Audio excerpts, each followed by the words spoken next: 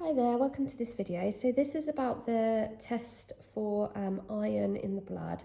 So what we've got here is 3 tubes, blood sample 1, blood sample 2, blood sample 3. So 3 different blood samples, and we're going to find basically, do they float in this copper sulfate, sink in the copper sulfate, or sink slowly? Okay, so all we're going to do is just put a drop of each one in. Now when you do your drop, you only need 1 drop, and you need to do it from about 1 centimetre above, okay? Sorry, I just touched the glass then. You need to do it from not touching the glass. So you're going to squeeze it out, just drop it in. So is that floating, sinking quickly, or sinking slowly? I'll do another drop. Okay, so can you see that's floating? So sample 2 is the next one. So watch that.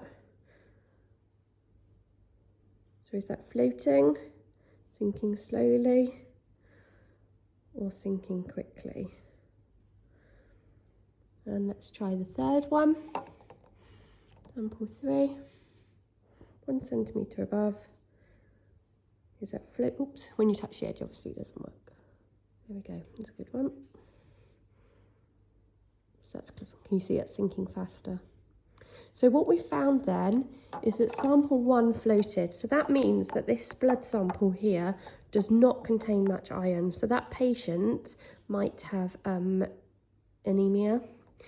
Patient number 2 sank, but it sank slowly.